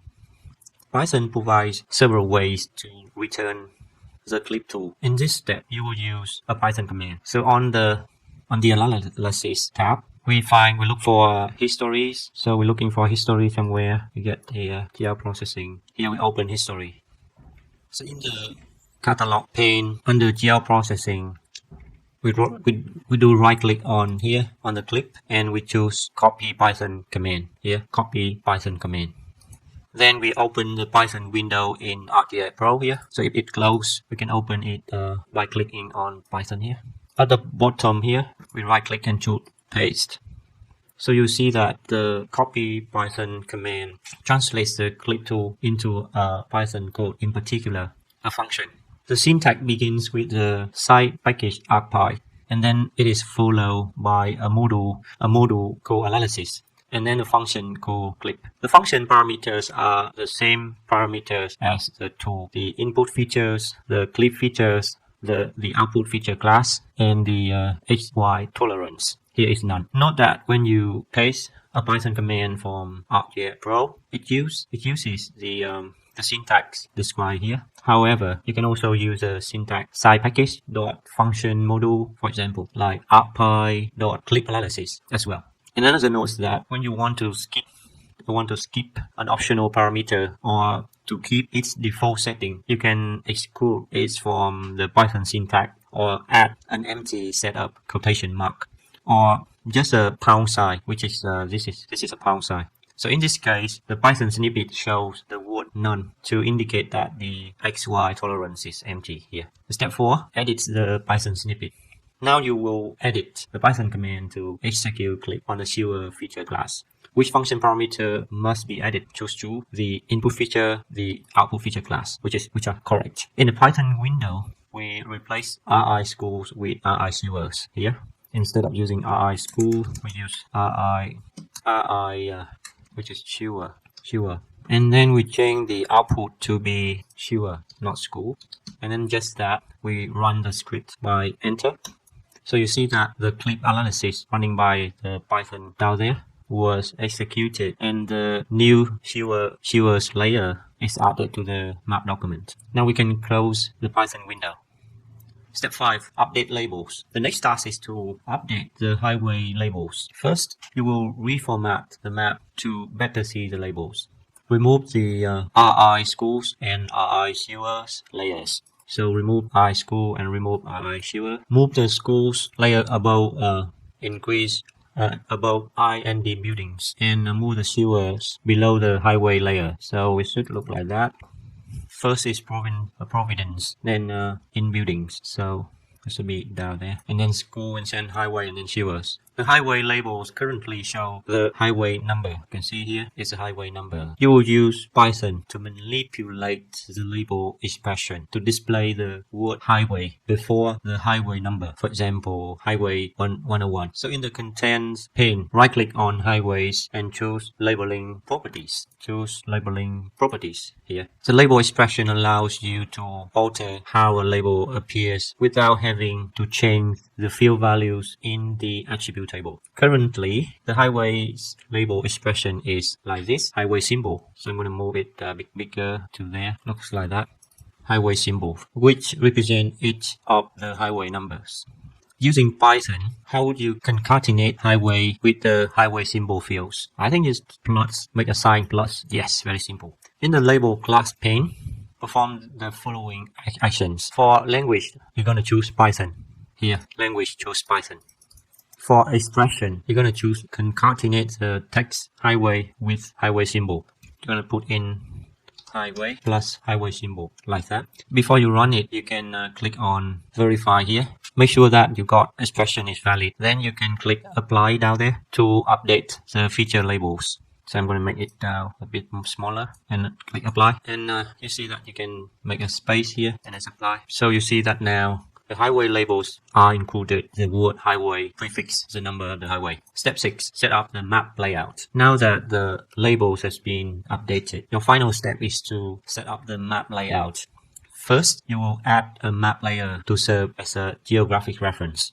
On the map tab, you click on base map. Map tab here, clicks on, this is base map I think. The base map gallery displays base maps that are available on ArcGIS Online. Select the light gray canvas base map, which is this one. Now your map displays the new base map layer below the other map layers. Down here, no, up here, above the map, next to the map view tab, you see that layout. You click on that layout, which is layout view tab. So now the map layout is completed and ready for the city of Providence to use it for its infrastructure planning project. From the projects menu here, we choose Save As and put a name for it as a complete map document like my Providence done, and then save it. So now you have Providence done layout here. So now you can exit Arcgis Pro. The next part is handling errors. As you develop and run scripts, you will find that they are not always perfect. You may encounter one or several errors. It is important to know how to debug your script so you can resolve errors.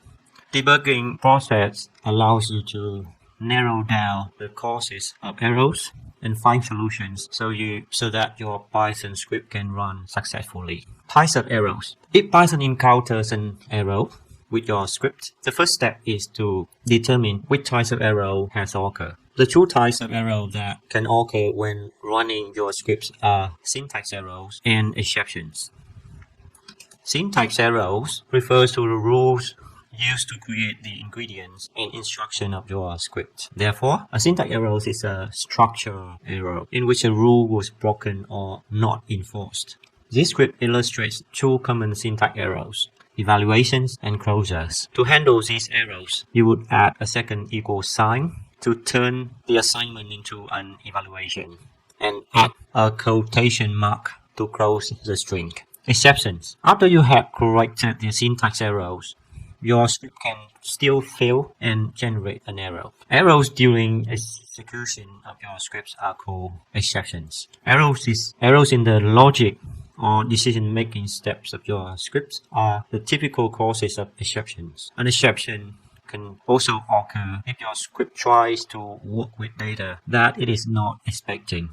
This clip fails because the required output feature class parameter has not been provided. To handle this exception, you will add the new strm variable to the clip function as the output feature class parameter. So here we miss it and now we add it. Basic debugging tooltips. After you determine the type of error that your script encounters, the next step is to debug it. Using a debugging decision tree can help you to debug your script. Debugging decision tree. Does the script run? Yes, no, syntax error or exception, common errors, pseudocode, common code, print statements, common error. Review your script looking for some of the common syntax errors. Indentation.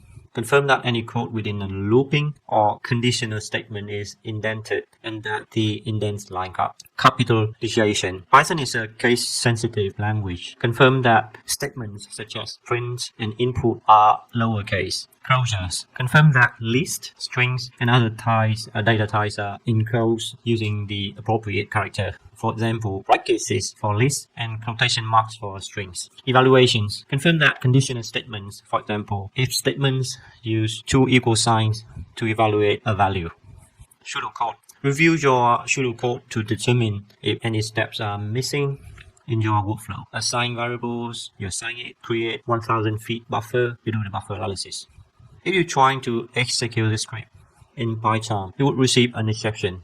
By reviewing the workflow, you can see that the script is trying to use a function from Arcpy without importing the side package. If you import Arcpy before running the function, the script would execute successfully. Comment code. Comment blocks of code or comment single code, which Python will not execute to further narrow down the location of the error. Here, if the script successfully executes after commenting a block of code, then you can determine that the error is with that block, in this case, the buffer function. Print statements. Add print statement to indicate when steps in the script are processing or variables has been assigned.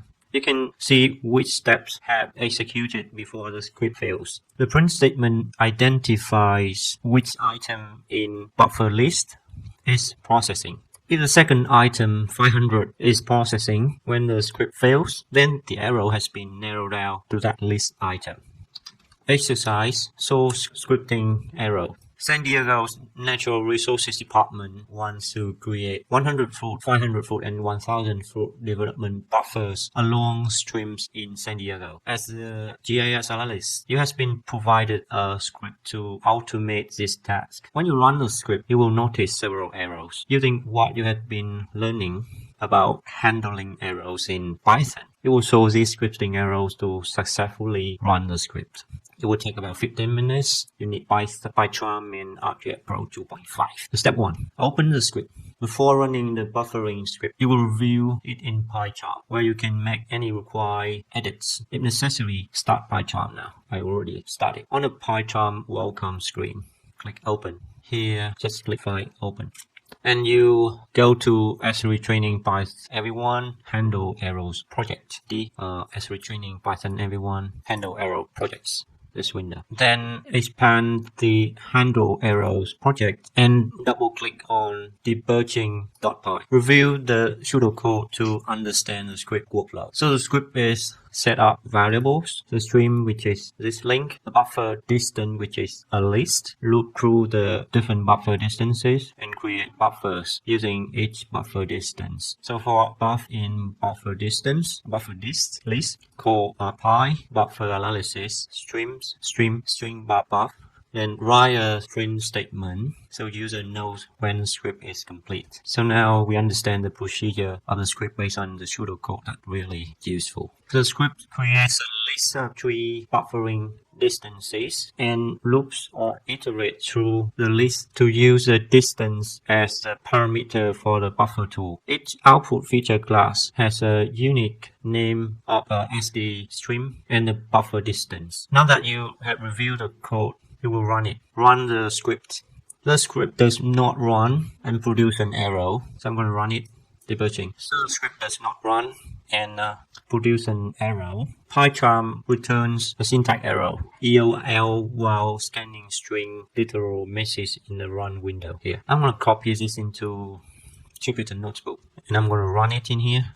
And we got the same syntax error. EOL while scanning string literal. We got a question. Pycharm error message informs you that there is a syntax error in line 2. Okay, here or here in the line 2. Without this error message, how would you know that Python encounter a syntax error or not an exception? Because we forget the quotation mark to close the string. So the script does not execute when Python encounters a syntax error. Because the script did not run, Python must have encountered a syntax error. Step 2. Handle syntax errors. The next step is to address any syntax errors to ensure that the script will run. Pycharm highlights detected code issues on the right side of the editor. Errors present a red icon like that. Warnings show a yellow icon like that. And a green check like that indicates that no errors were found. So you see in here, probably I need to change the I'm gonna put how to change color scheme in Pycharm. Yeah. So in setting preferences, go to editor color scheme. Let's say setting preferences. Or Control Alt S. Let's say Control Alt S. Cool. And go to editor. Cool. And then color scheme. And then choose different scheme. Reset. Classic scheme. Okay, got it. I want the classic one. Yeah, that's good. So we get back to that. So here is the arrows. Yep. Review line 2 of the script. There, you will see that Pycharm's code inspection has underlined the syntax error here. Point to the arrow marker to get more information. So what is missing from this line of code? Quotation mark. A quotation mark is missing at the end of the path. So here, quotation mark is missing. On line 2, click at the end of the path, add the quotation mark at the end of the line, and scan the script for other syntax errors. An error is highlighted at line 7 in the script. There. If we run this again, so it's line 7. It's highlighted again in 7. Review line 7 of the script. So what is missing from the line of 7 of code, which is a colon. After the for loop statement is missing. Here we got it. So on line 7, after buffer this, we need to add a colon and run a script. The script begins to run when but then fails. So let's say here R-Shift-F10, and then enter. Here's the result. An error message appears in a run window. Python has encountered an exception. How do you know that Python encountered an exception? Here, because Arcpy is not defined. A script will execute until Python encounters an exception, because this script started to run before failing. Python must have encountered an exception. Step 3. Handle exception using pseudocode. You will address any script exception to ensure that the script successfully executes. Review the error and the script pseudocode and corresponding code. Note that exceptions often provide helpful information, for example, code line where the script failed, explanation of error to help you resolve the error. So what step is missing from the script? Import Arcpy. Importing the Arcpy side package. So click at the beginning of line 1 and press enter, and then you put in import Arcpy. That import Arcpy side package and press enter. You can view the code here, look like that. Note that make sure that you have a blank line after the import Arcpy statement. The status of the file changes from error to warning. To run it again. Oh, it's in processing now. Process finished with exit code 1. So yeah, failed to execute a buffer. So after we run that, an error message appears in the run window. The message indicates that line 10 of the script has an error here. Step 4. Handle exceptions using print. Because the error occurs within the for in statement, you will add a print statement to try to determine which item in the published list is causing the error. So click on the end of line 9 to press enter. Confirm that line 10 is indented, indicating that you are still inside the for loop. Adding code that will print the buffer value with a string statement that says it's processing. So maybe do buff plus is processing like that. If you don't know, you can see the code here. Okay. So the interesting thing is that you need to convert buffer to string first before you can concatenate with is processing. You need a space before that. This is a result you should expect to have. Yep. Then clear the window down there and run the script using Alt Shift F10. Enter. So we got 100 is processing. Then we got error in line 11. The run window shows the print statement for the first item 100 before the error message, indicating that the error occurs when processing the first list item 100. Review the full error message. So what additional information might explain why the buffer function errors with 100 as the buffer distance? So we got here is a stream buffer analysis. The stream here is a string. Stream here is a string. Buffer is string. And so the GL database already contains an output feature class named sdstream100. Let's say down there should have somewhere something that line of code raise an error and return fail to execute. So the input feature, this one does not exist or not supported. So here's the stream is the input feature. It's not supported. Then we can debug by start Arcgis Pro now.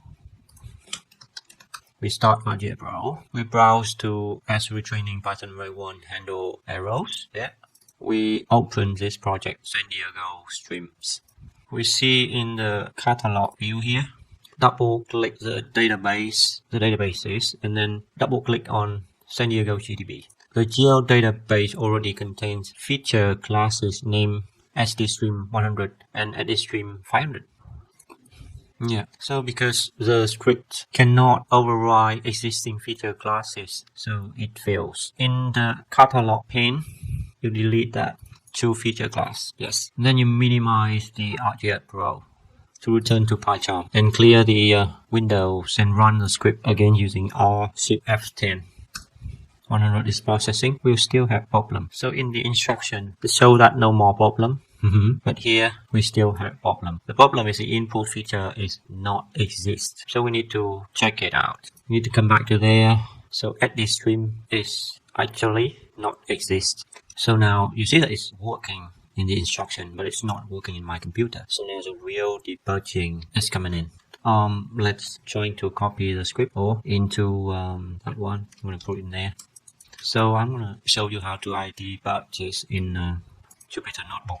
So I copy and paste here, import Arcpy. So that means Arcpy is working. So I'm gonna do set up the variable. I'm gonna do that, and then I run this to test. It's working. The stream is working, but I need to check that do we have the stream or not. So we import OS, and then we go OS path.exist, and then we put streams in there like that, and we run that, and it falls. So that means this does not exist because this feature class is not existing. So the script cannot be run. So why is that? You see that here from the instruction, the drive is C, but actually I put in my D drive. So I'm going to run it again. And then I'm going to run it again here. Really? I'm going to do the stream here. That one. SV Python handle error. And I check it. If the stream is working or not. It's still false. So I'm going to go to Arcgis Pro. You see here, I can copy this path. And I type in SD stream. And then copy the whole path. And I'm going to come back there. I'm going to assign this again. And run this again. To make sure that the stream is what we got. And then we do this again. It still not exists. Maybe it is not working for OS. But let's try the script. Close that. So now I'll run it. Okay. So now it's working. And then I'm going to Arcgis Pro. So it's working now. Now we can follow the next step of the tutorial, which is step 5. Check the results. Your last step is to check that the script's results are what you expected. Restore Arcgis Pro. In the catalog view, refresh the San Diego GDB. So in here, you can come up in here. You right click, choose refresh. If necessary, you can double click on the San Diego GDB to display the feature classes. So you see that sdstream100, sdstream500, and sdstream1000 feature classes has been added to the San Diego GL database. You will add them to the map to ensure that they were created correctly. So now you can add them to the map. Choose them and add to the map. I think that way. That's what I think. And then you can, if necessary, in the content pane, you can reorder the maps layers so that the new feature class are list from the smallest to the largest buffer size. So you can make it up like that, and then zoom to the track results bookmark. In the header bookmark here, check result bookmark. It's gonna look like that, and the result is expected like this, so it looks the same. The script had successfully created 100 foot, 500 foot, and 1000 foot buffers around the stream's feature class for the natural resources department. The script had been debugged and is ready to use with other buffering distances or locations. So now you can exit Arcgis Pro without saving the changes, and then exit Pycharm for the next part of the lesson. No save. You can save this Python for everyone, and the Pycharm down there you can exit this. If you run Pycharm again, you're gonna get an error by something is already exist. So because the output already exists, so you cannot run the script again. Close this, and exit Pycharm, and keep it there. So that's all the content of the course. Before finishing the course, we can do something more, which are review, exam, and do some evaluation. Firstly, review. A real estate company in Norway is creating a Python script that combines parcels with census data. Review the script pseudocode and syntax. Assign variables. Create a sequence of parcels using their cost values, high, medium, and low. Then look through each parcel and combine parcel and census data, and then print the script when it completes. So I'm going to type in here, which is part 7, review, and here, so I'm going to copy the code and put it in here. Answer the following questions to help the real estate company finish their script. Firstly, scripting environment. The company needs to edit and check the script syntax. Which scripting environment? Arcgis Pro, Python window, or Pycharm idle has more tools to help edit and debug the script. Should be Pycharm. Script ingredients. Data types are the ingredients of a script. Determine the 3 data types used in the real estate company script. I think string, or long or endless. Check answer. Sorry, some are not correct. I'm gonna try this again. So strings and maybe integer, maybe doubles, and a list. Not working. Show the correct answer. Okay. Literals are used for the actual value and path for the feature classes. I don't understand literals. Variables are used to present the literals. And a tuple is used to create a sequence of parcels. Why tuple? Because it cannot be changed. Interesting. Script instructions. Function and statements are script instructions. This script is missing an instruction. The script should look through each parcel before combining the parcel and census data. How would you create this instruction? So here you can drag the item to fill the blanks. I think 4, something like that. Should be alright. Arc analysis, census part. Next is handling error. After adding the syntax you provided, the company is ready to run a script in Pycharm. While the script is running, it fails with an error message that says Arcpy is not defined. Did the company encounter a syntax error or an exception? It's an exception. The company encountered an exception because the script began to run before failing. Review the script pseudocode along with the error message information previously mentioned. What is missing from the script that would cause this error message? Remember that the script is using an Arcpy function. Need to import Arcpy maybe? Missing import Arcpy, yeah. So that is the review part. Go next. We're going to go to exam. So here's the exam provided by the course. It'll be interesting to take it. I'm going to do it live. And let's see how many I get now. To pass the exam you can earn your course certification of completion. You must correctly answer 8 up to 10 questions below. So if you leave this page during the exam, a new set of questions will be generated when you return. Okay. So first is in the syntax for function. What follows the name of the function? One or more function parameter enclosed in parentheses. One or more function variables enclosed in parentheses, not one or more functional literals, one more function resource parameters. Python has encountered an error before the script can run. This error is most likely an exception. Yeah. Before the script can run, so false. You want to create a script that will remove layer files from a sequence of data items because the sequence of the data items will change. You should use a list to store the sequence. It will change, so you can use list. The following code assigns a list of state labels to the variable state labels. Which statement would you use to loop through each state label and capitalize it to follow? Running the following script returns an error after it executes, but before it prints any of the items in the data list. Which answer best describes the reason for the error? So actually the data list is misspelled. It's that list, not data list. You can concatenate the number literal 100 with the string literal meters with the following code. This is false. In the following code, what data type is being stored in the variable land use?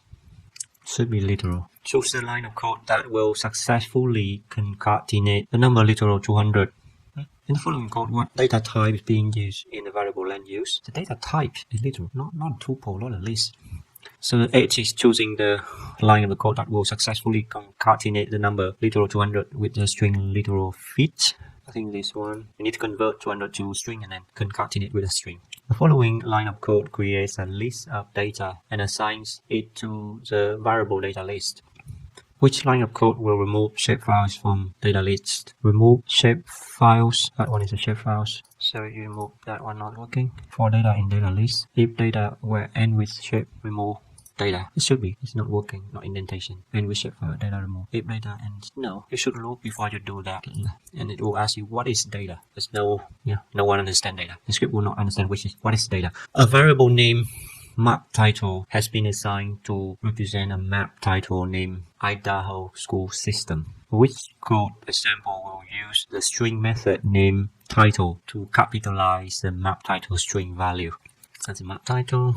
I think that one. Capitalize. Capitalize is just title. Yeah. I calculate my grade. I'm gonna hiding this. So there you got 10 out of 10 question correctly. So that's great. We can review it here.